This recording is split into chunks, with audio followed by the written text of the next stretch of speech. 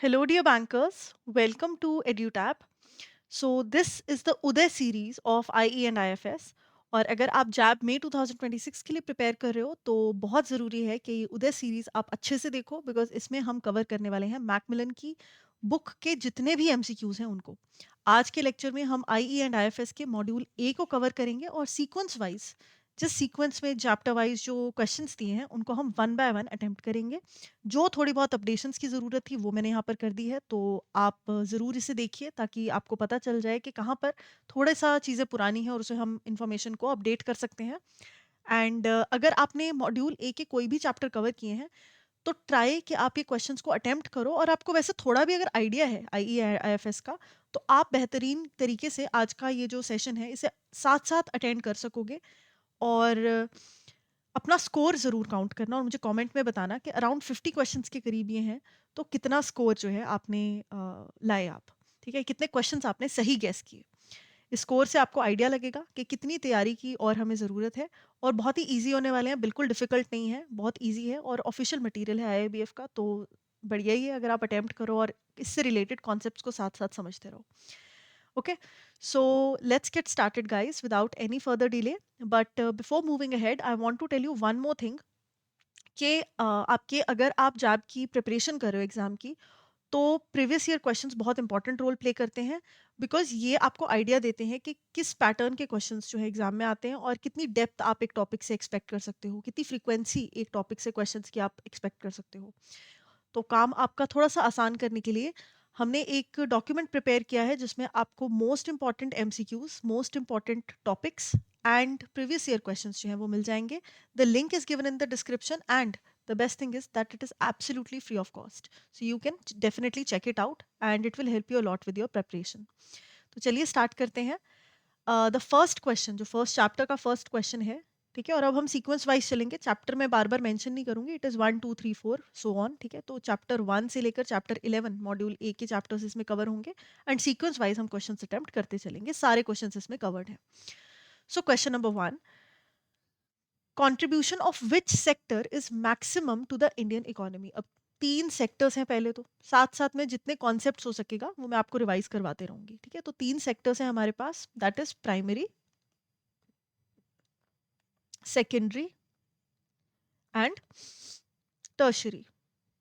और एक और जो चीज है ध्यान रखने वाली, ये है on the basis of economic activity, ठीक है?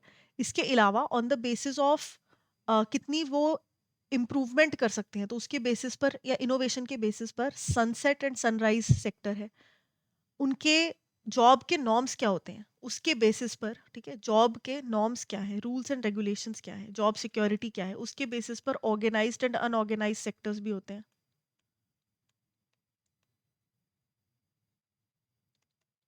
ठीक है जी? ऑर्गेनाइज्ड एंड अनऑर्गेनाइज्ड सेक्टर, इस तरह से बहुत सारे सेगमेंट्स हैं जिसमें हम इकोनॉमी के सेक्टर्स को डिवाइड कर सकते हैं। उसमें से सबसे मोस्ट इंपॉर्टेंट होता है on the basis of economic activity. और ये तीन सेक्टर्स जो हैं उसमें बाइफर्केशन बन सकती है। अब वैसे तो ये जो मैंने आपको पढ़ा दिया है ये बात, ये है चैप्टर 2 से रिलेटेड, लेकिन क्योंकि चैप्टर 1 में इसके मेंशन है कि मैक्सिमम कंट्रीब्यूशन किस सेक्टर का है एंड ऑल दैट कुछ डेटा दिया है, तो इसलिए मैंने आपको कॉन्टेक्स्ट पहले ही दे दिया, ठीक है? तो क्वेश्चन पूछ रहा है कि contribution of which sector is maximum to the Indian economy. Indian economy में कौन सा सेक्टर है जो सबसे ज्यादा मैक्सिमम कंट्रीब्यूशन देता है? कंट्रीब्यूशन किस चीज में? ऑब्वियसली ग्रोथ में, है ना? तो पहले एग्रीकल्चर हुआ करता था क्योंकि मैक्सिमम लोग एग्रीकल्चर में एम्प्लॉयड थे, अभी भी मैक्सिमम लोग एग्रीकल्चर में ही एम्प्लॉयड है, लेकिन जो कंट्रीब्यूशन है, आउटपुट है, वो सबसे ज्यादा अब बढ़ गया है आपके सर्विस सेक्टर का, that is your tertiary sector. So option C is the answer here, because services जो है वो ऑल टाइम बूस्ट पर है। कोविड के टाइम पर थोड़ा सा टाइम नीचे गया था, लेकिन फिर again it has started coming back.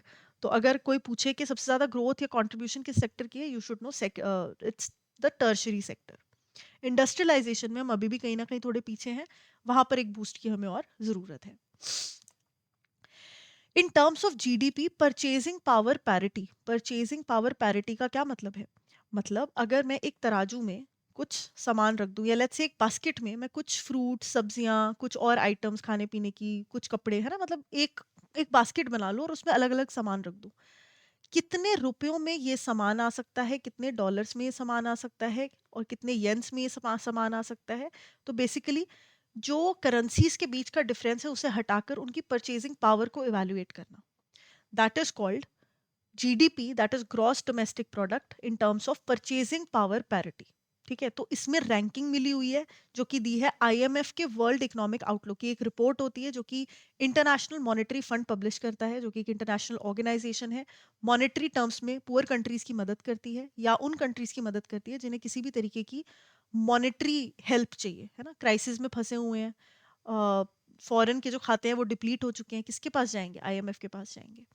तो आईएमएफ की रिपोर्ट आती है, उस रिपोर्ट में उसने बताया कि जीडीपी परचेजिंग पावर पैरिटी की अगर बात करें तो थर्ड रैंकिंग है इंडिया की। ठीक है, तो इंडिया जो है it is third in the ranking. कब बताया? ये 2022 में बताया। फर्स्ट दो पे कौन है? US and China. After US and China India is third when it comes to purchasing power parity. GDP, I am assuming कि आपको पता है, नहीं पता तो मैं बता देती हूँ। एक कंट्री के अंदर जितने भी गुड्स एंड सर्विसेज प्रोड्यूस किए जाते हैं in an accounting year, that is called GDP, gross domestic product. तो GDP after removing the currency का जो गैप है, मतलब GDP in terms of purchasing power parity, तो थर्ड है इंडिया उस केस में। नॉर्मल जीडीपी के केस में बात नहीं हो रही, यहाँ पर परचेजिंग पावर पैरिटी के केस में हो रही है। As per the Angus medicine database, जो कि एक बहुत पुराने स्कॉलर थे जिन्होंने कई हजारों सालों पहले के डेटाबेस, मतलब डेटा जो है वो फेच किया और एक डेटाबेस निकाल बनाया, जिसमें कि उन्होंने 1000 AD 1600 AD इन सब टाइमलाइंस को स्टडी किया और बताया कि भाई कौन सी कंट्री कितना कंट्रीब्यूशन दे रही थी। तो इन्होंने जीडीपी से रिलेटेड एस्पेक्ट्स बताए, इन्होंने हमें आपकी जो ट्रेड है, ग्लोबल ट्रेड, उससे रिलेटेड बताया। ठीक है, तो जीडीपी को लेकर इन्होंने क्या बताया कि कि इंडिया का share in global GDP in 1600 AD कितना है। तो अगर आपने चैप्टर पढ़ा है तो आपको पता होगा कि ये है 23%। परसेंटेज में ये बात हुई थी। और अगर मैं ग्राफ बताऊं आपको तो इट वाज लाइक 1600 एडी में इट वाज 23%, 1700 एडी में ये 24.4% तक हो गया। और यहाँ पर दिस वाज द टाइम जब आपकी ईस्ट इंडिया कंपनी आई, ईस्ट इंडिया कंपनी इंडिया में आई। ठीक है, तो थोड़ा सा उन्होंने इंप्रूवमेंट दिखाई, लेकिन उसके बाद उन्होंने लूटपाट शुरू करी, मैनिपुलेशन स्टार्ट करी, है ना। और बाय द टाइम हमें इंडिपेंडेंस मिली 1947 में, आफ्टर द क्राउन पीरियड, हमारा जो जीडीपी है वो सिर्फ 3% तक रह गया था, which is a very very major downfall. ठीक है, तो एक बहुत ही नेगेटिव इम्पैक्ट हमारा जो है रहा था अपने क्राउन पीरियड का। लेकिन डेटा जो है इनसे रिलेटेड याद रखना है। एंगस मेडिसन ने इंडिया का शेयर ग्लोबल जीडीपी में 1600 एडी में बताया था 23%। इसके अलावा उन्होंने एक चीज और बताई थी कि इंडिया और एक और कंट्री है जो मिलकर 50% से भी ज्यादा जीडीपी जो है कंट्रीब्यूट कर रहे हैं वर्ल्ड का, मतलब वर्ल्ड में जितने गुड्स एंड सर्विसेज प्रोड्यूस हो रहे हैं 50% से ज्यादा इंडिया के साथ मिलकर एक और कंट्री बना रही है। आप मुझे कमेंट्स में बताओ कि वो कंट्री कौन सी है। ठीक है, तो इसका आंसर हो जाएगा option 23। As per the world bank classification, world bank classification, Indian economy is a, तो ये चार तरीके की बाइफरकेशंस जो है वो हो सकती हैं on the basis of cross national income, और वो भी डिवाइडेड बाय पॉपुलेशन, मतलब पर कैपिटा इनकम की बात अगर मैं करूं। ठीक है, तो gross national income per capita, ठीक है, जीएनआई पर कैपिटा की अगर मैं बात करूं, उसके बेसिस पर चार बाइफरकेशन हो सकती है किसी भी कंट्री की, मतलब एक बंदा कितना पैसे कमा रहा है। आप उसको, अगर मैं बहुत ही एक लेमन लैंग्वेज में आपको समझाने की वो करूं तो चार बाइफरकेशन हो सकते हैं। इंडिया कौन सी कैटेगरी में फॉल करता है? तो इसका बड़ा सीधा स्ट्रेट फॉरवर्ड आंसर है, that is the lower middle income group. ठीक है, लोअर मिडिल इनकम ग्रुप। किस बेसिस पर है ये बाइफरकेशन? ये जीएनआई पर कैपिटा के बेसिस पर है। विच is not a component of the primary sector. अभी आपके सेकंड चैप्टर के क्वेश्चन स्टार्ट हो गए हैं। यहाँ पर एज आई टोल्ड यू अलग अलग बेसिस पर सेक्टर्स की बाइफरकेशन हो सकती है। पहली बाइफरकेशन इकोनॉमिक एक्टिविटी के बेसिस पर, जिसमें प्राइमरी सेकेंडरी टर्शरी सेक्टर आ जाएगा। फिर हो सकती है आपकी इम्प्रूवमेंट के बेसिस पर, स्कोप ऑफ इम्प्रूवमेंट या स्कोप ऑफ इम्प्रूवमेंट भी नहीं बोलेंगे, कितना ग्रोथ हो सकती है, ग्रोथ के बेसिस पर, तो उसमें आ जाएगा सनसेट एंड सनराइज सेक्टर। और आपके job security and rules and regulations के बेसिस पर आ जाएगा ऑर्गेनाइज्ड एंड अनऑर्गेनाइज्ड। ये 3 बाइफरकेशंस हैं जो आप याद रख सकते हो। हर एक इकोनॉमी इन 3 बेसिस के ऊपर अलग-अलग सेक्टर्स में डिवाइड करी जा सकती है। तो यहाँ पर पूछ रहे हैं कि भाई विच is not a component of the primary sector, यानी कि हम इकोनॉमिक एक्टिविटी के बेसिस पर अगर डिवाइड करें तो प्राइमरी सेक्टर का कौन सा इसमें से ऑप्शन जो है वो नहीं है। तो मैं आपको एक बात बता दूं, बड़ी सीधी सी, प्राइमरी सेक्टर कोई भी वो सेक्टर जहां पर आप नेचुरल रिसोर्सेज को एज इट इज यूज कर रहे हो, बिना कुछ ज्यादा मोल्ड किए, बिना कुछ ज्यादा प्रोसेसेस में लाए हुए, इजीली आप उसको बना रहे हो। ठीक है, मतलब आप राइट नेचुरली, मतलब right from the source directly आप चीजें कंज्यूम कर रहे हो, कोई भी वो चीज़ हो वो प्राइमरी सेक्टर का पार्ट आ जाती है। एग्रीकल्चर हो गया, फिशरीज हो गई, है ना, और फॉरेस्ट्री फॉर दैट मैटर, या फिर आप माइनिंग नहीं बोलेंगे माइनिंग में क्योंकि प्रोसेसेस इन्वॉल्व है ना, लेकिन कोई भी ऐसी चीज़ जिसमें नेचुरल रिसोर्सेज में एज इट इज़ यूज़ कर रही हो। प्रोडक्शन वाला जो सेक्टर है, जो कि हमारा सेकेंडरी सेक्टर है, मैन्युफैक्चरिंग सेक्टर जिसको हम बोलते हैं, उसमें जब रॉ मटेरियल मैं लूँ और उसे कन्वर्ट करूँ फाइनल प्रोडक्ट में, कोई भी प्रोसेस इन्वॉल्व हो, that is part of manufacturing sector. और टर्शरी सेक्टर जो थर्ड सेक्टर है, वो होता है हमारा सर्विस सेक्टर, जो कि पहले दो सेक्टर्स को एक तो सर्विसेज प्रोवाइड करता है, एड प्रोवाइड करता है, और साथ के साथ किसी भी तरीके की इनटैंजिबल सर्विस लोगों को देता है। ठीक है, एड प्रोवाइड करता है और इनटैंजिबल सर्विस देता है। जैसे कि ट्रांसपोर्ट, प्राइमरी, चलो रॉ मटेरियल आपने निकाल लिया, उसका आगे क्या करोगे, है ना, उसको अगर मैन्युफैक्चरिंग फैक्ट्री में भेजना है, कैसे भेजोगे, ट्रांसपोर्ट के जरिए। तो हेल्प चाहिए ट्रांसपोर्ट सेक्टर की, तो ट्रांसपोर्ट क्या है, सर्विस सेक्टर। खेती करनी है, एग्रीकल्चर करना है, पैसा चाहिए, पैसा कहाँ से आएगा, बैंक से आएगा, बैंक क्या है, financial sector, again service sector. ठीक है, तो ये एड प्रोवाइड करता है प्राइमरी एंड सेकेंडरी सेक्टर्स को, और कोई भी सर्विसेज, टीचिंग हो गई, आपके डॉक्टर्स हो गए, they are all part of service sectors. So यहाँ पर पूछ रहे हैं कि कौन सा कंपोनेंट प्राइमरी सेक्टर का नहीं है। देखो, फॉरेस्ट्री है, बिल्कुल है, एग्रीकल्चर एंड फिशिंग है, क्योंकि यहाँ पर हम नेचुरल रिसोर्सेज का इस्तेमाल कर रहे हैं। क्या नहीं है, कंस्ट्रक्शन नहीं है, बिकॉज ये मैन्युफैक्चरिंग का पार्ट है, तो ए यहाँ पर आपका करेक्ट आंसर हो जाएगा। सर्विस सेक्टर की अगर मैं बात करूं, सर्विस सेक्टर की अगर मैं बात करूं तो इसमें दो चीजें आ जाती हैं, quaternary and quinary. Quaternary is the knowledge sector. ठीक है, कोई भी ऐसी सर्विस, देखो क्योंकि सर्विस सेक्टर की बात हो रही है, तो कोई भी ऐसी सर्विस जहां पर नॉलेज का लेन देन हो रहा है, नॉलेज जो है वो इम्बाइब करी जा रही है, गिव अवे करी जा रही है, दैट इज कॉल्ड क्वार्टरनरी। क्वाइनरी क्या होता है, क्वाइनरी वो सेक्टर होता है that is a brain of the economy.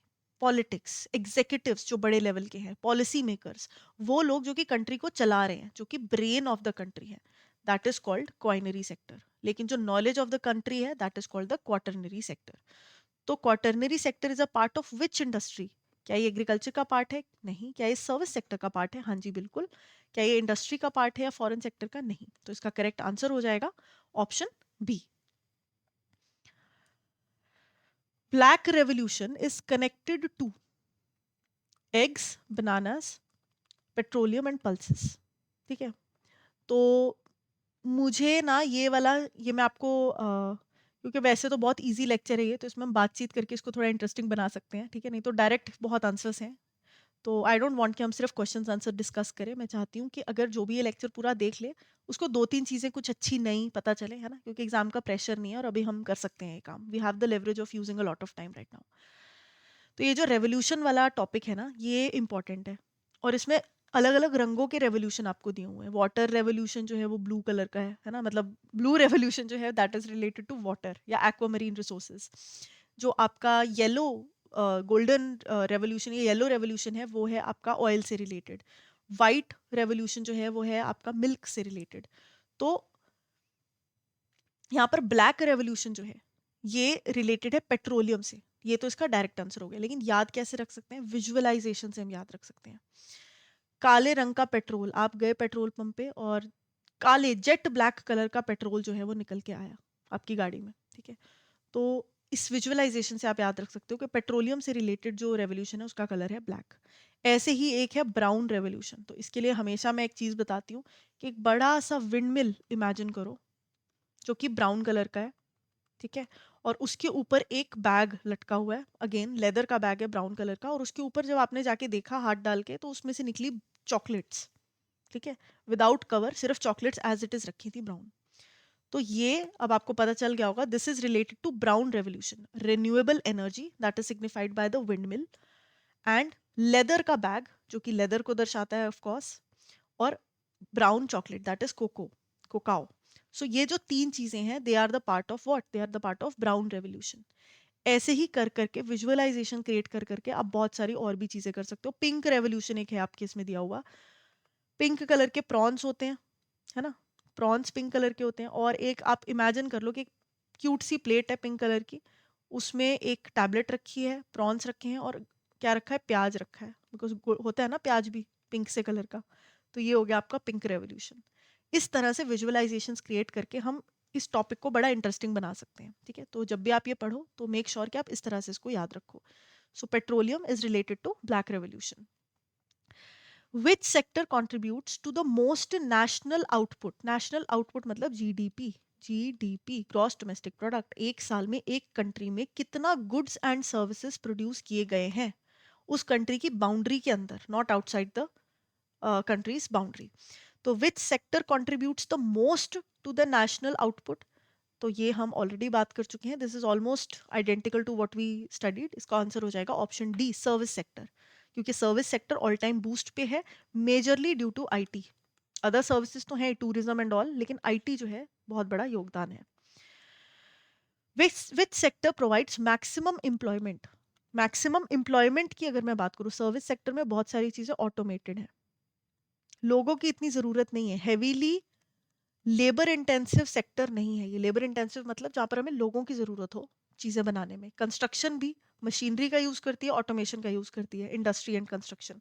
लेकिन एग्रीकल्चर एक ऐसा सेक्टर है, मशीन्स होने के बावजूद भी ह्यूमन इन्वॉल्वमेंट बहुत ज़्यादा ज़रूरी है। एम्प्लॉयमेंट इसीलिए सबसे ज़्यादा जो प्रोवाइड कर रहा है सेक्टर आज की डेट में भी, that is agriculture. Which among the following contributes the most to plan financing in India? हाँ जी, तो प्लान फाइनेंसिंग क्या है? तो प्लान फाइनेंसिंग होता है कि गवर्नमेंट किस तरह से अपने बजट को प्लान कर रही है, या उस बजट को प्लान कर, बजट मतलब जो एलोकेशन होती है कि रेलवेज में इतना पैसा लगाएंगे, डिफेंस में इतना पैसा लगाएंगे, एग्रीकल्चर में इतना, फार्मर्स के लिए इतना, and what ever it is, corporate taxation इतनी, या कॉरपोरेट बूस्ट देने के लिए, मेक इन इंडिया कैंपेन को बूस्ट देने के लिए इतना पैसा। तो वो जो बजटिंग गवर्नमेंट करती है, उस बजटिंग को फाइनेंस करने का जो प्लान है, that is called plan financing. अब क्वेश्चन ये पूछ रहा है आपसे कि विच अमंग द फॉलोइंग, इनमें से कौन सा फैक्टर है जो सबसे ज्यादा कंट्रीब्यूशन देता है when it comes to financing the plans of the government? तो इसमें जो आंसर है करेक्ट वो होगा डोमेस्टिक बजटरी सोर्सेज, यानी कि गवर्नमेंट जो टैक्सेस कलेक्ट करती है, जो प्राइमरी सोर्स है गवर्नमेंट की इनकम का, जो डोमेस्टिक बजटरी सोर्सेज हैं, अपने टैक्सेस हो गए, कोई फीस हो गई जो हम पे करते हैं, है ना, अपनी लैंड पे टैक्सेस हो गए, हर तरीके के टैक्सेस, इनकम टैक्स वटेवर, ये सब कुछ आ जाता है डोमेस्टिक बजटरी सोर्सेज में। डेफिसिट फाइनेंसिंग वो है कि बोरोइंग लेकर, उधार लेकर गवर्नमेंट उसके अगेंस्ट जो है वो फंडिंग क्रिएट कर रही है, तो वो भी कम, इतना मतलब वो भी इतना ज़्यादा कंट्रीब्यूट नहीं करते। एंड फॉरेन असिस्टेंस, फॉरेन से पैसा लेकर, आईएमएफ से ले लिया, किसी कंट्री से तो क्या, बट आईएमएफ से ले सकते हैं, वर्ल्ड बैंक से ले सकते हैं, वो सब ना करके सबसे जो ज्यादा कंट्रीब्यूशन है वो करता है डोमेस्टिक बजटरी सोर्सेस। तो इसका जो करेक्ट आंसर है वो हो जाएगा option A. Now who is the chairman of Niti आयोग? नीति आयोग क्या है? देखो, जब हमारा देश आज़ाद हुआ 1947 में, तो हमें ज़रूरत लगी कि हमारे पास ना एक फ्रेमवर्क होना चाहिए जिसके बेसिस पर हम इम्प्रूवमेंट करेंगे अपनी कंट्री की इकोनॉमिक कंडीशन की। उस फ्रेमवर्क का नाम था 5 ईयर प्लान, कि भाई हम हर 5-5 साल के प्लान देंगे, और हर 5 साल में एक टारगेट दिया जाएगा जो कि उन 5 सालों में इस कंट्री को अचीव करना है, चाहे वो एग्रीकल्चर से रिलेटेड हो, चाहे वो सर्विस सेक्टर से या मैन्युफैक्चरिंग से, या और भी जो जो एजेंडाज उसमें आते रहेंगे, कभी ग्रीन रेवोल्यूशन आ गया, कभी कुछ आ गया। तो ये 5 ईयर प्लान्स जो हैं ये बनाती थी सेंट्रल गवर्नमेंट, और सेंट्रल गवर्नमेंट सारे के सारे रूल्स बनाकर थोप देती थी किस पर, स्टेट गवर्नमेंट को। तो बड़े सारे साल चलता रहा, लेकिन after the 12th 5 year plan बहुत ज्यादा फ्रिक्शंस क्रिएट होने लग गए, है ना, मतलब मीन वाइल, आफ्टर नहीं बोलेंगे, फ्रिक्शंस तो पहले से ही क्रिएट हो रहे थे सेंट्रल और स्टेट गवर्नमेंट के बीच में, लेकिन 12th 5 ईयर प्लान के बाद ये डिसाइड हुआ कि भाई अब हम और आगे नहीं जाएंगे, अब हम रिप्लेस कर देंगे इस 5 ईयर प्लान को, जो कि प्लानिंग कमीशन ने दिया था, प्लानिंग कमीशन ने जो ये 5 ईयर प्लान्स दिए थे, इसे रिप्लेस कर देंगे किससे? टू नीति आयोग। नीति आयोग एक नई ऑर्गेनाइजेशन बनाई गई जिसमें कि स्टेट गवर्नमेंट के पास भी रूल्स बनाने का उतना ही पावर थी जितनी सेंट्रल के पास, और ये एक मिली-जुली सहयोग से डिसीजन मेकिंग प्रोसेस को इनकरेज करती थी। तो ये कोई ऐसा नहीं है कि कुछ रूल रेगुलेशन ला दिया और वो थोप दिया, नहीं, it is more of a think tank कि भाई सब मिलकर आओ, थिंक टैंक, और हम सोचेंगे साथ में, स्टेट गवर्नमेंट्स भी आओ, प्रोफेशनल्स भी आओ, सेंट्रल गवर्नमेंट भी आओ, और भी जो ऑर्गेनाइजेशंस रिलेटेड हैं वो भी आओ, और हम इन सब कंट्री को बेटर कैसे बना सकते हैं, इन्वायरमेंट वाइज, इकोनॉमी वाइज, हर चीज़ के तरीके से हम उसके बारे में सोचेंगे और उस पर मिलकर काम करेंगे। तो किसी को ये ना लगे कि भाई डिसीजन मेकिंग में मेरा इनपुट नहीं लिया गया, राइट? तो नीति आयोग ये ऑर्गेनाइजेशन है, 2015 में इसे हमने स्टार्ट किया, और इसके जो चेयरमैन हैं वो कौन है, यहाँ पर पूछा गया है, तो इसका डायरेक्ट सीधा सा आंसर है, that is the prime minister. तो you have to remember that prime minister is the chairman of Niti Aayog. What was the period of the 9th 5 year plan? अब ये जो 5 ईयर प्लान्स हैं इनकी 5-5 साल की डेट्स हैं, लेकिन आप ऐसे कैलकुलेट नहीं कर सकते कि 1950 से स्टार्ट हुआ तो 5-5 साल आगे लगा लो, नहीं, that is not the case, because बीच में हमारे ना प्लान हॉलीडेज भी आती हैं। प्लान हॉलीडेज मतलब एक एक साल का वो गैप जहाँ पर हमने 5 ईयर प्लान्स नहीं लागू किए। अब ऐसा कोई क्यों करेगा? ऐसा हमने इसलिए किया क्योंकि हमारे बीच में लड़ाइयाँ हो गई थी, ठीक है, वॉर्स लड़ी गई थी पाकिस्तान के साथ, चाइना के साथ, ड्यू टू विच वो रिसोर्सेज जो कंट्री की बेहतर मतलब बेटरमेंट के लिए जाने चाहिए थे वो चले गए डिफेंस में, कंट्री की डिफेंस में। तो इम्प्रूवमेंट की तो बात ही नहीं है। तो अगर मान लो आप 4% ग्रोथ पे थे और अगला 5 ईयर प्लान टारगेट करा था 6% ग्रोथ, लेकिन उसमें वॉर वाली सिचुएशन हो गई, ठीक है, आपने वॉर लड़ ली, इट्स वेरी अनलाइकली कि आप 6% ग्रोथ अब कर पाओगे। इनफैक्ट अब आपको 4% भी सस्टेन करना एक बहुत बड़ा चैलेंज होगा आपके लिए, क्योंकि आपके रिसोर्सेज डाइवर्ट हो गए। तो इसलिए कुछ टाइम दिया जाता था गैप, ठीक है, that is called plan holiday. अब ये सिर्फ वॉर लाइक सिचुएशन नहीं, और भी अगर कोई दिक्कत है तो प्लान हॉलीडेज लेकर 5 साल के जो प्लान है उसमें गैप हम लेते थे।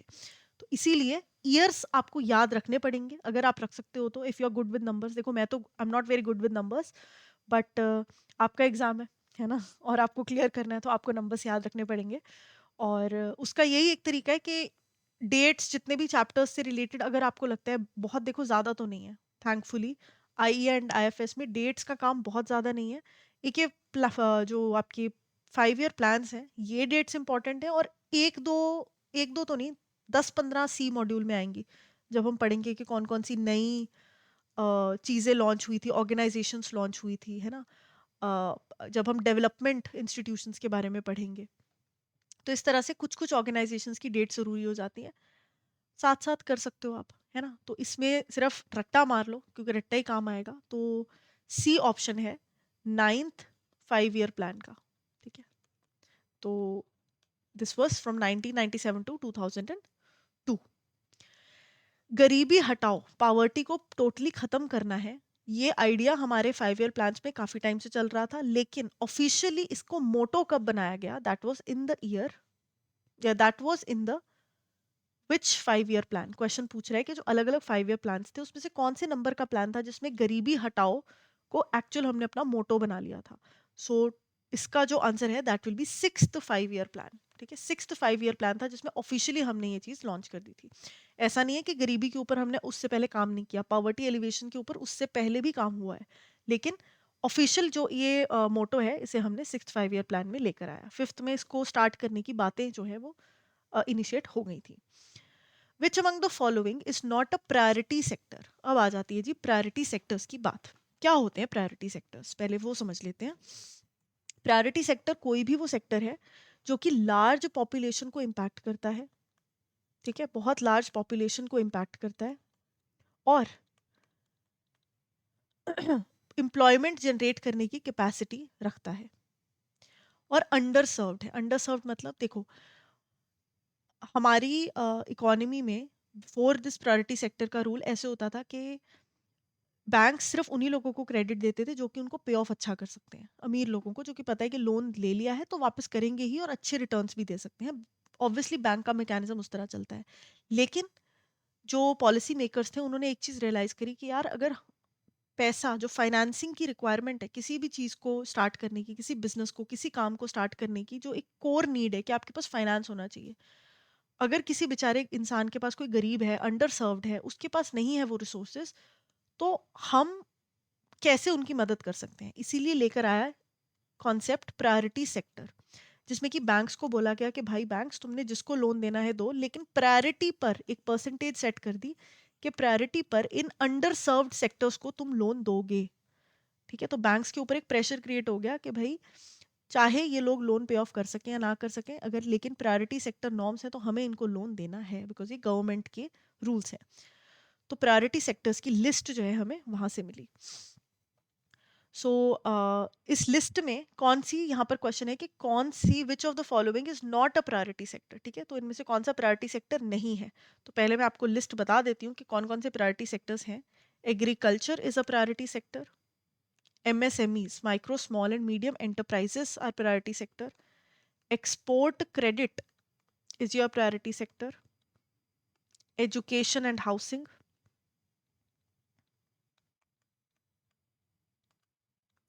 सोशल इंफ्रास्ट्रक्चर में क्या आ गया? हॉस्पिटल, स्कूल्स, है ना। रिन्यूएबल एनर्जी, ताकि रिसोर्सेज हमारे डिप्लीट ना होते रह जाएं।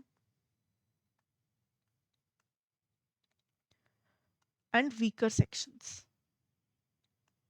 एक और भी चीज़ है वैसे, अगर डेफिनेशन की बात करूँ तो अदर्स, जिसमें कि आ जाते हैं आपके स्टार्टअप्स एंड इमर्जिंग नीड्स के लिए जो भी नया कोई इनिशिएटिव गवर्नमेंट लेकर आए, तो ये सब आ जाते हैं प्रायोरिटी सेक्टर्स में। तो इसमें से कौन सा नहीं है इसमें? It is the IT। So A would be the correct answer here. ठीक है, IT is not the part of priority sector. तीन चीजें हैं जो रिसेंटली ऐड करी गई हैं, तीन और चीजें हैं जो रिसेंटली इसमें ऐड करी गई हैं। अब वो मैं नहीं बताऊंगी, वो मुझे आप कमेंट सेक्शन में बताओगे। तो ये आपके दो क्वेश्चंस हमने अभी तक मैंने आपसे पूछे हैं। पहला मैंने क्या पूछा था? कंट्री, एक और कंट्री जिसका नाम पूछा था मैंने कि 50% वाले GDP के कंट्रीब्यूशन में एक कंट्री थी जो कि 1600 AD में इंडिया के साथ थी, उसका नाम क्या है? और दूसरा है ये क्वेश्चन मेरा आपसे, क्वेश्चन 2। ठीक है, तो जो आप आंसर्स दोगे वो क्वेश्चन 1 क्वेश्चन 2 करके देना। और क्वेश्चन 2 मेरा आपसे ये है कि तीन चीजें और ऐड हुई हैं प्रायोरिटी सेक्टर की लिस्ट में, वो बताओ कि क्या है। As per the new definition of MSME, investment in plant and machinery और equipment does not exceed dash for a micro enterprise. Now आपकी किताब में जो ऑप्शन है वो दिया हुआ है 1 CR, है ना, लेकिन ये जो ब्रैकेट है ये चेंज हो गया है, ये सारा का सारा चेंज हो गया है, और इसमें अब 1 CR ऑप्शन है ही नहीं। ठीक है, तो मैं बता देती हूँ आपको कि इसका आंसर है, माइक्रो के केस में इसका आंसर है 2.5 CR। और मैं उन लोगों के लिए जिनको नहीं पता कि लिमिट्स रिवाइज हो गई हैं 2025 में, मैं उनको बता दूं, तीन तरीके की ऑर्गेनाइजेशंस हमारे पास हैं, माइक्रो, स्मॉल एंड मीडियम। अब कौन सी ऑर्गेनाइजेशन माइक्रो है, कौन सी स्मॉल है, कौन सी मीडियम है, इसको पता लगाने का, ये डेफिनेशन को डिसाइड करने का एक ही तरीका है कि हम उसका टर्नओवर देखें। सॉरी, ये तीन मैंने ज़्यादा बना दिए, दो ही डब्बे बनाने थे। एक तो हम टर्नओवर देखें, टर्नओवर मतलब वो साल में कितना रेवेन्यू जनरेट करती है, और साथ में हम देखें कि उसकी इन्वेस्टमेंट कितनी है। इनिशियल इन्वेस्टमेंट, इन्वेस्टमेंट क्या है कि प्लांट एंड मशीनरी जो अपना बिजनेस सेटअप करने में कितना पैसा लगा है। तो माइक्रो के केस में it is up to 2.5 CR, small के केस में it is 25 CR and 125 CR है ये मीडियम के केस में, and this is up to, ठीक है, अप टू 2.5, 25 एंड 125। और अगर टर्नओवर की बात करूं तो 10 करोड़, 100 करोड़ और 500 करोड़। ये न्यू रिवाइज्ड लिमिट्स हैं जो कि आपको याद रखनी है MSME से रिलेटेड। So as per this, micro की कितनी इन प्लांट एंड मशीनरी में इन्वेस्टमेंट चाहिए? माइक्रो की चाहिए 2.5, तो इसको मैंने चेंज कर दिया है 1 से 2.5। ठीक है, तो वहां पर आंसर B ही है, बट उसमें 1 दिया हुआ है, आप उसको चेंज कर लो and put it as 2.5। So which of the following is not one of the pillars of make in India programme? So make in India, घर पे ही बनाओ ताकि हम अपने एक्सपोर्ट्स को स्ट्रॉन्ग कर सकें और फॉरेन में इंडियन प्रोडक्ट्स की जो मार्केट है वो एक्सपैंड हो सके। इस माइंडसेट के साथ हमने make in India campaign launch किया। इसके 4 पिलर्स हैं, तो मुझे बताना है आपने कि इसमें से कौन सा नहीं है। So new processes, new infrastructure, new government या new sectors? Obviously it's new government, because government नहीं है, ये माइंडसेट है। ठीक है, तो ये 4 पिलर्स हैं, process, infrastructure, mindset and sectors, make in India के। C यहाँ पर आपका करेक्ट आंसर हो जाएगा। Which of the following is not a part of PLI sector? PLI क्या है? Production linked incentive scheme. Production linked incentive scheme क्या होता है? प्रोडक्शन लिंक्ड इंसेंटिव स्कीम, हमें ना 13 सेक्टर्स ऐसे दिए हैं गवर्नमेंट ने, क्योंकि गवर्नमेंट को एमएसएमई से बहुत प्यार है, प्रायोरिटी सेक्टर्स से बहुत प्यार है। तो गवर्नमेंट ने बोला कि भाई हम आपको कुछ सेक्टर्स ऐसे दे रहे हैं, उनमें अगर आप प्रोडक्शन करोगे तो हम आपको आगे से इंसेंटिव देंगे। ठीक है, मतलब जितनी सेल्स आप करोगे, जितनी प्रोडक्शन करोगे, उसके बेसिस पर आपको मॉनेटरी बेनिफिट होंगे। ठीक है, तो आप एक पर्टिकुलर चीज बनाओ, for example electricity, electrical appliances बनाओ और उस पर उसको एक्सपोर्ट करो और हम आपको प्रोडक्शन के पैसे देंगे, इंसेंटिव देंगे। तो this is the whole idea behind production incentive scheme. इसमें 13 ऐसे सेक्टर्स मेंशन किए गए हैं जिसमें ये स्कीम लागू होती है। आपको बताना है कि उन 13 लिस्ट में से कौन सा इसमें से पार्ट नहीं है। ठीक है, तो pharmaceutical drugs, let me tell you, उसका पार्ट है। फूड प्रोडक्ट्स भी इसका पार्ट है और स्पेशलिटी स्टील भी इसका पार्ट है। रिन्यूएबल एनर्जी प्रोडक्ट्स है ना, और आपके इलेक्ट्रिकल इलेक्ट्रॉनिक जो आइटम्स हैं वो, ये सब इसका पार्ट है। एग्रीकल्चर इसका पार्ट नहीं है। 13 की लिस्ट है, वो 13 की लिस्ट आप पूरी की पूरी याद रख सकते हो। ठीक है, क्योंकि पीएलआई कहीं ना कहीं इंपॉर्टेंट इनिशिएटिव है एमएसएमई से रिलेटेड, तो इसको आप जितना बेहतर तरीके से पढ़ सकते हो आप वो पढ़ो। एग्रीकल्चर यहाँ पर आपका करेक्ट आंसर हो जाएगा, option D.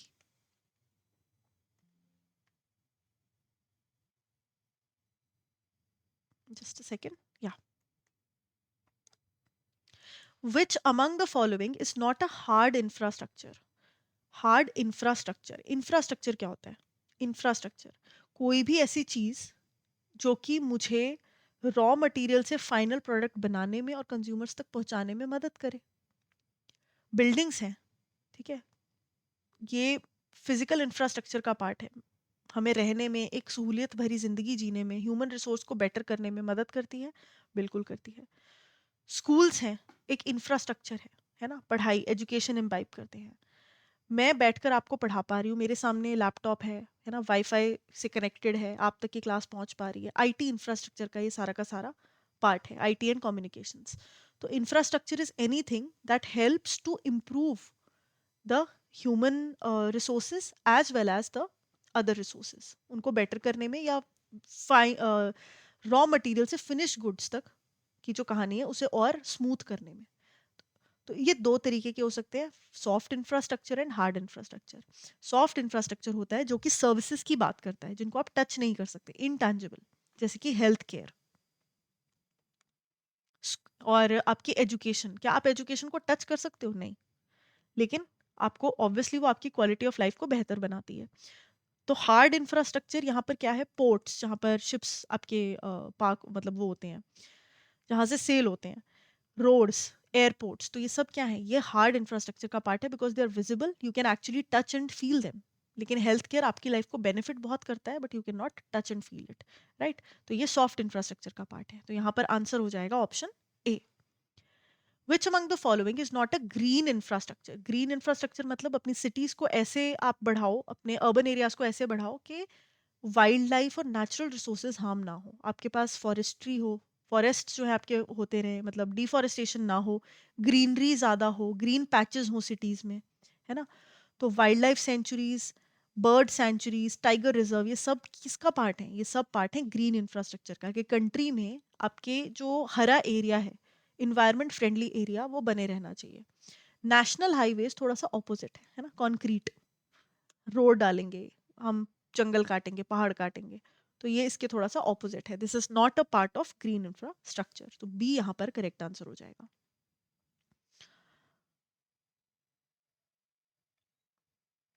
Which of the following is not a pillar of the national education policy? National education policy आई है जिसमें पहले तो हम फर्स्ट टू ट्वेल्थ पढ़ते थे, उसके बाद हाई स्कूल पढ़ते थे, अब लेकिन वो बाइफिकेशन अलग कर दिए, 8+4+4। तो उसमें जो पिलर है, उसमें आपको कुछ पिलर्स दिए हुए हैं, आपको बताना है कि इनमें से कौन सा नेशनल एजुकेशन पॉलिसी का पिलर नहीं है। तो let me tell you, accessibility, यानी कि जो एजुकेशन हो रही है वो हर एक बच्चे तक एक्सेसिबल होनी चाहिए। ऐसा ना हो कि दूर दराज अगर कोई बैठा है तो वो बेचारा पढ़ ही नहीं पा रहा है ना, अगर उसके पास रिसोर्सेज, किसी के पास एक पर्टिकुलर टाइप ऑफ रिसोर्सेज नहीं है तो वो एजुकेशन नहीं ले पा रहा। ऐसा नहीं होना चाहिए। लैक ऑफ एक्सेसिबिलिटी की वजह से पढ़ाई लोगों तक नहीं पहुंच रही, ये नहीं अच्छी बात। तो इसीलिए accessibility is one of the pillar of NEP. Equity, लड़का हो लड़की हो, कोई जेंडर हो, कोई कास्ट हो, है ना, कोई इकोनॉमिक सोशल स्टेटस हो, एजुकेशन इक्वली सबके पास पहुंचनी चाहिए और इक्वल क्वालिटी की पहुंचनी चाहिए। Then quantity is not the third pillar. Let me tell you कि इसका जो क्वेश्चन का सही आंसर है, जो कि पूछ रहा है कि not a pillar, that is quantity, because quantity एक पिलर नहीं है बट क्वालिटी एक पिलर है। क्वालिटी, अच्छी क्वालिटी की एजुकेशन सबके पास पहुंचनी चाहिए कि कल को हम अपना रोजगार उससे कमा सकें। और अकाउंटेबिलिटी, जो भी हम पढ़ा रहे हैं अकाउंटेबिलिटी होनी चाहिए कि हम ऑथेंटिक चीज़ें पढ़ाएं।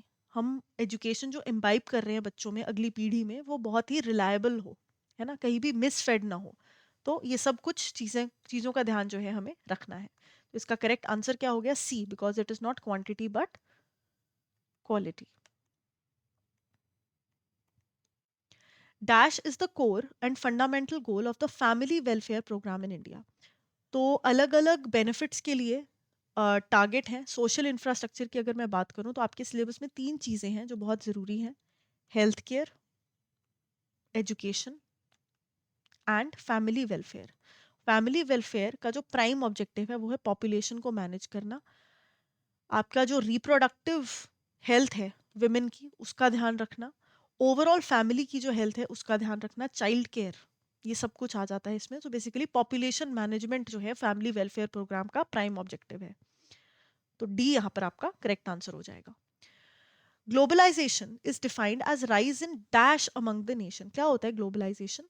दो कंट्रीज आपस में फ्रीली इंटरैक्ट कर सकें। मैं और अफ्रीका, मैं और चाइना, मैं मतलब इंडिया, ठीक है, आई एम इंडिया और आप चाइना हो, नहीं आप भी इंडिया ही हो लेकिन हम चाइना की बात कर रहे हैं। तो इंडिया, चाइना, यूएस, वट, दो कंट्रीज अपनी अपनी डोमेस्टिक बाउंड्री से बाहर जाकर ट्रेड कर सकें। किस चीज की ट्रेड कर सकें?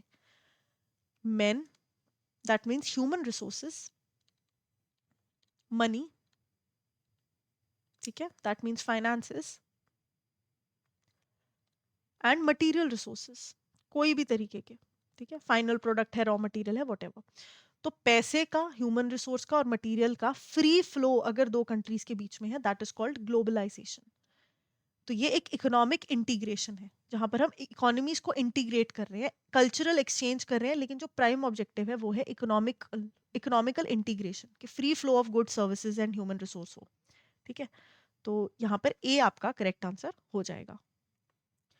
Which of the following organizations popularized the global concept of globalization? अच्छा, popularized the concept of globalization in mid of 1980s. तो let me tell you, पहले ना globalization after the World War II almost concept खो गया था। क्यों? क्योंकि countries वर reluctant कि भाई इतनी कितनी मतलब मेजर क्राइसिस हो गई, इंडिया ने भी इतने साल जो क्राउन पीरियड में सहा था, सभी कंट्रीज कहीं ना कहीं बहुत ज़्यादा मतलब मना करती थी इस कॉन्सेप्ट से कि नहीं, हमें नहीं चाहिए, we don't want to get involve in globalisation any more, हम जो अपना प्रोड्यूस कर रहे हैं वही बहुत है। धीरे धीरे लेकिन ये कॉन्सेप्ट जो है वो लेकर आया गया OECD के द्वारा। ठीक है जी, OECD, organisation for economic cooperation and development. तो इन्होंने ये कॉन्सेप्ट जो है दोबारा लाया और वर्ल्ड में यूएस वाली साइड पे पहले लाए और वहाँ से IMF ने ये कॉन्सेप्ट पकड़ा। और फिर जब हमें ज़रूरत थी 1990s में, due to the financial crisis that India was going on, पहले हमने अडाप्ट करने से मना कर दिया, ठीक है, कि हम अब ग्लोबलाइजेशन नहीं करेंगे। तो 1990s में लेकिन जब हमें IMF के फंड्स की ज़रूरत पड़ी तो उन्होंने कंडीशन रखी कि भाई ठीक है, हम तुम्हारी मदद ज़रूर करेंगे इंडिया, लेकिन तुम्हें अब लागू करनी पड़ेंगी तीन चीज़ें, जिसमें कि लिबरलाइजेशन, प्राइवेटाइजेशन एंड ग्लोबलाइजेशन आती है। तो ग्लोबलाइजेशन वहां से इंडिया में आई। सो बी यहां पर करेक्ट आंसर हो जाएगा। OECD वॉज द ऑर्गेनाइजेशन जिसने इसको पॉपुलराइज किया दोबारा। Which among the following is not a benefit of globalisation? Technological transfer होता है, बिल्कुल होता है। जब दो कंट्रीज आपस में इंटरेक्ट करती हैं, बिल्कुल टेक्नोलॉजिकल ट्रांसफर होता है। जॉब क्रिएशन होती है, बिल्कुल होती है। MNCs आती हैं, वाइट कॉलर जॉब्स बढ़ती हैं। इकोनॉमिक डेवलपमेंट होती है, एब्सोल्युटली, फॉरेन रिजर्व्स जो हैं कंट्रीज के वो बढ़ते हैं। पॉलिटिकल स्टेबिलिटी होती है, नहीं, ये कोई फीचर नहीं है ग्लोबलाइजेशन का। तो सी यहाँ पर करेक्ट आंसर हो जाएगा। Which among the following is not a protectionism measure? Protectionism की अगर मैं बात करूं, ग्लोबलाइजेशन का बिल्कुल उल्टा है ये। ठीक है, प्रोटेक्शनिज्म। मैं चाइना के साथ ग्लोबलाइजेशन में थी बहुत ज़्यादा, ठीक है, मैंने कहा था कि नहीं फ्री ट्रेड करेंगे, कोई दिक्कत नहीं है, आराम से। लेकिन मैंने एक चीज़ देखी कि भाई दिवाली के टाइम पे हमारी लाइट्स तो बिकती ही नहीं है। मेरे जो लोकल मैन्युफैक्चरर्स हैं, अगर वो 100 लाइटें बना रहे हैं तो उसमें से 10 भी नहीं बिक रही, लेकिन चाइना की 5,000 लाइटें इंडिया में आ रही हैं, और उन पे क्योंकि कोई टैक्सेस नहीं है और वो सस्ते दामों पर बना रहे हैं, तो यहाँ पर जहाँ पर 5 रुपए की एक लाइट बिक रही है वो 2 रुपए की बेच रहे हैं, और ये सारी की सारी 5,000 बिक जा रही हैं। तो मुझे लोकल मैन्युफैक्चरर्स को नुकसान हो रहा है, बिल्कुल हो रहा है। तो यहाँ पर एज अ कंट्री मैं अपने लोकल मैन्युफैक्चरर्स को प्रोटेक्ट करने के लिए प्रोटेक्शनिज्म का उपयोग कर सकती हूँ। मैं चाइना को बोल सकती हूँ, नहीं भाई चाइना, तुम 2 रुपए में नहीं बेच सकते इंडिया में सामान, तुम पर अब मैंने लगा दिए टैरिफ्स। ठीक है, तो अब अगर तुम्हें इंडिया में सामान भेजना है तो 2 रुपए तो तुम्हारी प्राइस है, लेकिन उसके ऊपर 3 रुपए का टैरिफ मैंने लगा दिया, तो अब एट पार हो गए। 5 रुपए की ये लाइटें हैं, 5 रुपए की ये, तो क्वालिटी डिसाइड करेगी कि किसकी बिक्री ज्यादा है। That is one thing. Second, मैंने क्वांटिटी पे रोक लगा दी कि 5,000 नहीं, ना ना ना, सिर्फ 50 लाइटें आएंगी। ठीक है, लिमिट कर दी मैंने क्वांटिटी। दैट इज मैंने कोटा इंक्री नॉन टैरिफ बैरियर्स लगा दिए, या इंक्रीज्ड कोटा। इंक्रीज नहीं होना चाहिए वैसे, ये डिक्रीज होना चाहिए, but anyway. So increased capital account convertibility, ये तो बिल्कुल ही नहीं है। ठीक है, दिस इज एब्सोल्युटली रॉन्ग। तो यहाँ पर जो आंसर है वो डी हो जाएगा, और ये तीन जो है बाकी, ये प्रोटेक्शनिज्म के मेजर, ये प्रोटेक्शनिज्म के मेजर्स हैं। जैसे कि इनकी हेल्प से हम ग्लोबलाइजेशन के जो बैड इफेक्ट्स हैं उससे अपनी कंट्री को, अपनी डोमेस्टिक इकोनॉमी को प्रोटेक्ट कर सकते हैं। ठीक है जी।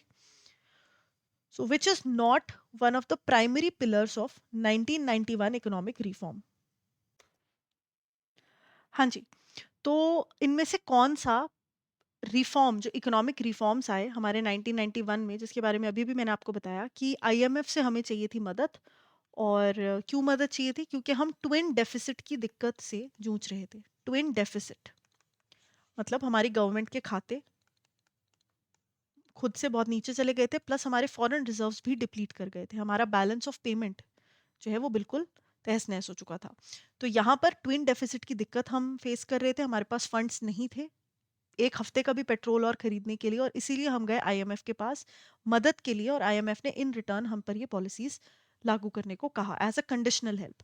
तो वो कौन सी पॉलिसीज थी? वो थी LPG policies, liberalisation, privatisation and globalisation. So clearly automation was not part of the economic reform. तो यहाँ पर करेक्ट आंसर जो है वो हो जाएगा ऑप्शन ए।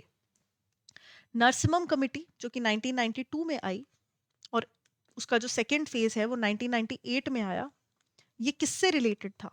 ये रिलेटेड था बैंकिंग से। Narasimham committee on financial sector reforms is related to banking sector. Primarily जो है बैंकिंग सेक्टर से रिलेटेड बहुत सारे रिफॉर्म्स इन्होंने दिए। विच is not a part of supervisory reforms. तो नरसिम्हम कमिटी में ही सुपरवाइजरी रिफॉर्म्स दिए गए, जिसमें कि कैमल्स फ्रेमवर्क हमें दिया गया। आज की डेट में हम वो कैमल्स फ्रेमवर्क नहीं यूज करते एनी मोर, लेकिन काफी टाइम तक हम यूज करते रहे और ये बहुत इफेक्टिव भी था। तो इसके फुल फॉर्म क्या है ये आपको बताने हैं। कैपिटल एडिक्वेसी बिल्कुल, एसेट क्वालिटी है, मर्जर नहीं है, मर्जर नहीं है, it is management, liquidity and earnings, और साथ में सेंसिटिविटी, प्राइस सेंसिटिविटी। तो मैनेजमेंट यहाँ पर जो है सही आंसर होगा, तो सी आपका ऑप्शन है। Which among the following is not an instrument used by Indian corporate sector to access funds from international capital markets? तो इंडियन कंपनीज जो हैं, कोई भी इंडियन कंपनी अगर उसको फॉरेन में पैसा इन्वेस्ट करना है तो वो कौन से फंड्स का उपयोग जो है वो कर सकती है कैपिटल मार्केट्स के? तो एडीआरस का एंड जीडीआरस का कर सकती है, एफसीसीबीस का कर सकती है, बिल्कुल कर सकती है। क्या है ADRs, GDRs and FCCBs? It is American depository receipts, GDRs is your global depository receipts, and FCCBs is your foreign currency convertible bonds. तो ये सारे ही कहीं ना कहीं इंस्ट्रूमेंट्स है जिनकी मदद से फॉरेन मार्केट्स में इन्वेस्ट किया जा सकता है। लेकिन आईपीओ क्या है? आईपीओ वो है जो कि एक कंपनी निकालती है जब वो पहली बार लिस्ट हो रही होती है किसी स्टॉक एक्सचेंज पर। अगर आपको मेरी ये स्टेटमेंट बहुत कंफ्यूजिंग लगी या इस क्वेश्चन में आपको कंफ्यूजन है तो कोई बात नहीं, you can let it go. Why? Because इस चैप्टर में, ए मॉड्यूल में जितना इसका मेंशन है, D module is all about these things. हर एक वर्ड यहाँ पर जो आपको दिया है, A D R, G D R, F C C B, I P O, D module में डिटेल में इसके बारे में चर्चा करी गई है। तो बहुत लंबा टॉपिक है ये, तो अभी I am choosing not to waste a long time in this. तो अभी के लिए आप बस ये समझ लो कि IPO is the initial public offering, जो कि पहली बार जब कंपनी अपना शेयर इशू कर रही होती है वो लिस्ट करती है with the help of IPO, ठीक है। और इसका उपयोग हम नहीं कर सकते इंटरनेशनल मार्केट्स में इन्वेस्ट करने के लिए। So IPO is the correct answer, D. Foreign trade policy, जो कि इंटरनेशनल ट्रेड के लिए बनी है। जब मैं चाइना के साथ डील कर रही हूँ तो कोई पॉलिसी फ्रेमवर्क मेरे पास होना चाहिए ना, ये देखने के लिए कि कौन से रूल्स एंड रेगुलेशंस हैं जिनको मैं एक बार देख सकती हूँ अपने आप को प्रोटेक्ट करने के लिए, या फिर देखने के लिए कि भाई पूरी मेरी मैकेनिज्म कैसे चलेगा ट्रेड का। तो उसके लिए फॉरेन ट्रेड पॉलिसी हमारे पास आई 2015-2020।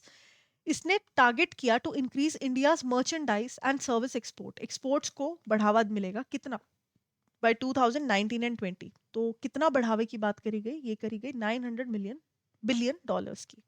ए यहाँ पर करेक्ट आंसर हो गया। FDI from Pakistan is placed under, FDI is what, foreign direct investment.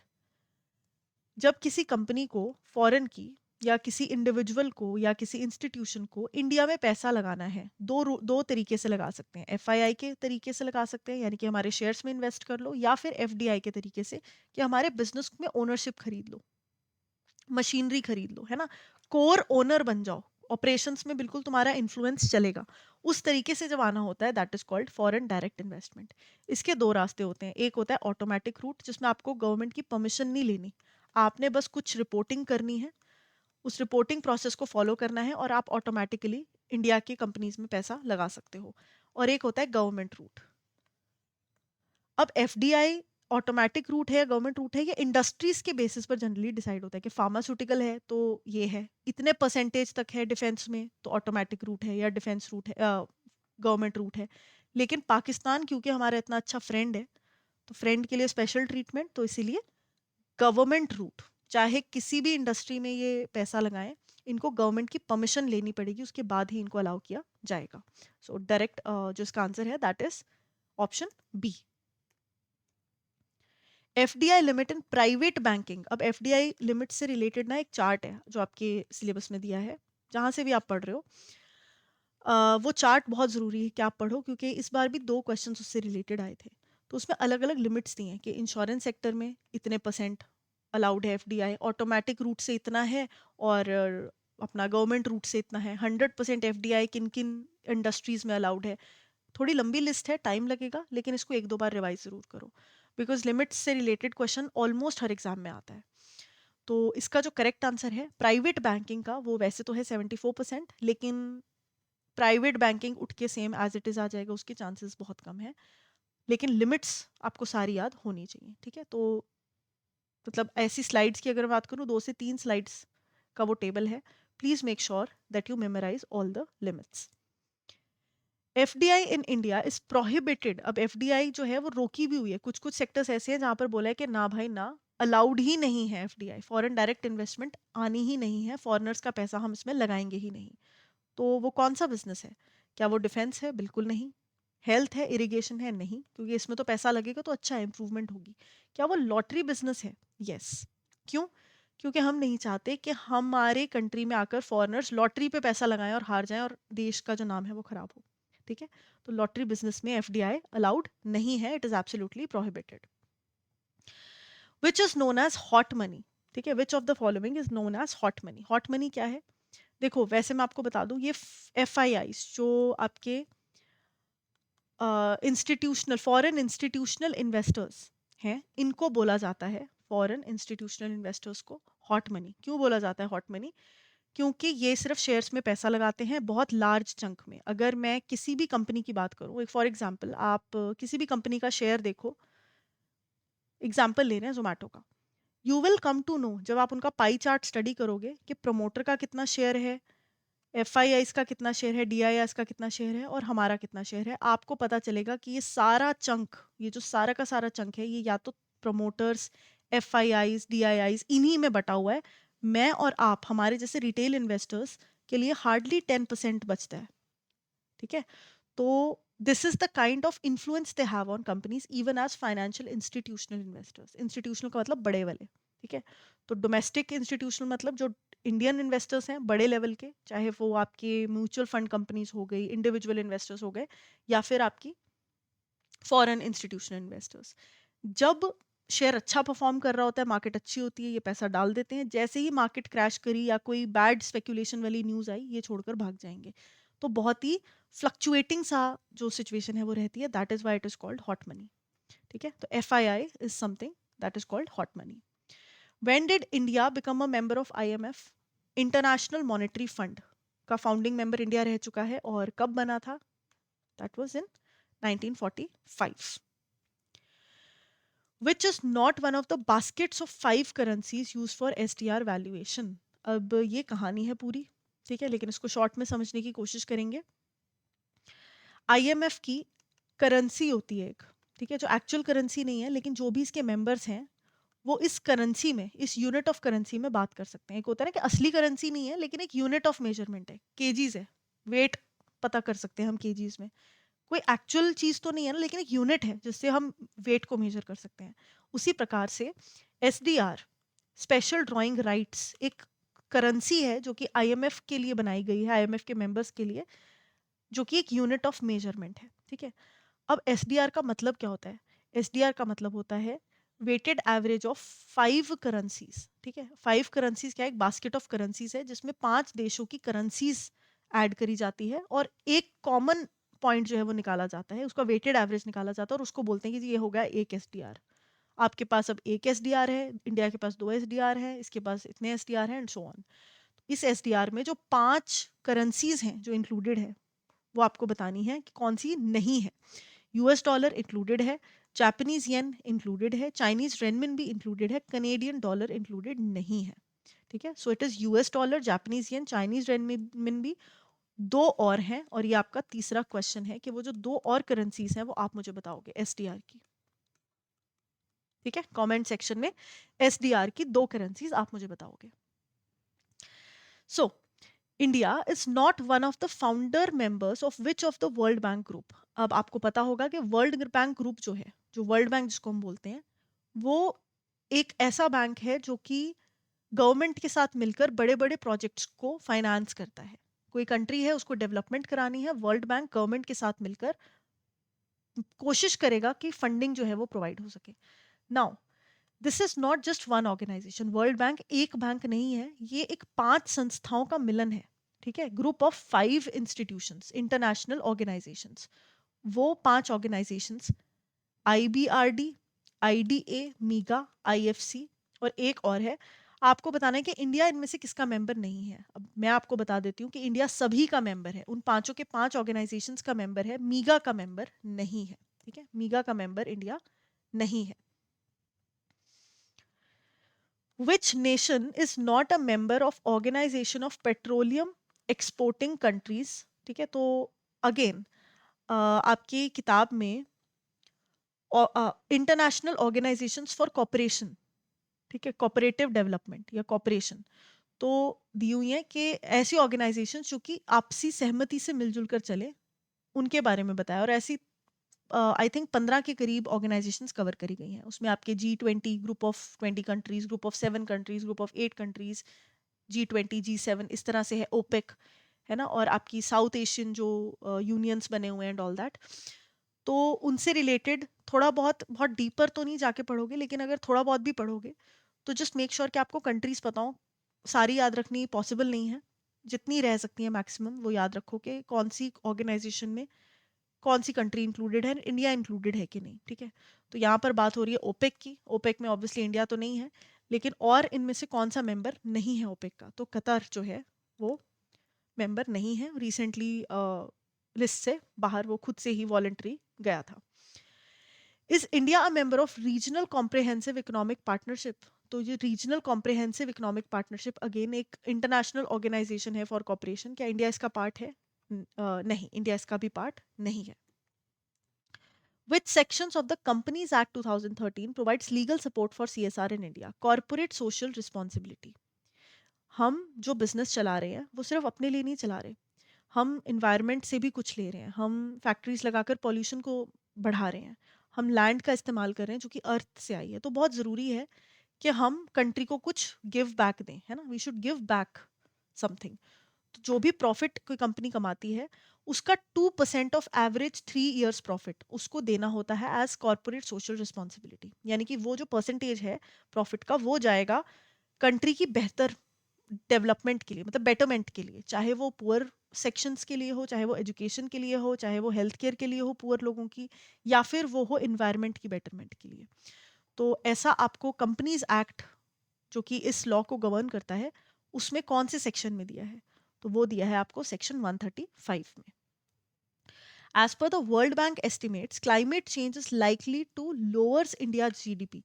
तो 2050 तक इंडिया का जीडीपी कम कर देगा क्लाइमेट चेंज। तो ये बहुत ज़्यादा हम फैक्ट्रीज लगा रहे हैं, पोल्यूशन बढ़ रहा है, कार्बन डाइऑक्साइड इतनी बढ़ रही है, जिसकी वजह से ओजोन लेयर डिप्लीट हो रही है, ग्रीन हाउस गैसेस का इफेक्ट इतना ज़्यादा हो रहा है, ओवरऑल ग्लोबल वार्मिंग हो रही है, अर्थक्वेक आ रहे हैं, फ्लड ज़्यादा आ रहे हैं, ग्लेशियर्स पिघल रहे हैं, है ना, सी लेवल्स राइज कर रहे हैं। तो पूरा जो एक सिस्टम बना हुआ है वो बिगड़ रहा है।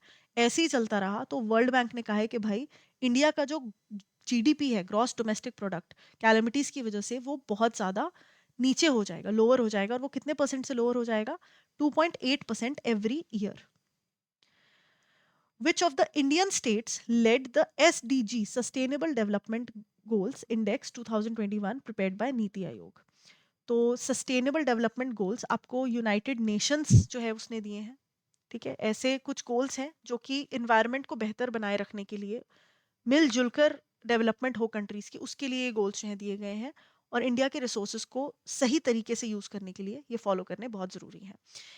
तो यूएन ने वर्ल्ड फोरम्स पे या कमिटीज या मीटिंग्स जो बिठाई हैं, सीओपीज, उनमें इंडिया को बता दिया कि भाई ये एजेंडा है जो आपने कंप्लीट करना है। इंडिया ने further NITI Aayog, prime minister ने ये काम किसको सौंपा? जो प्लानिंग कमीशन है अब इंडिया की, that is what, that is NITI Aayog. और नीति आयोग ने आगे इम्प्लीमेंट किया।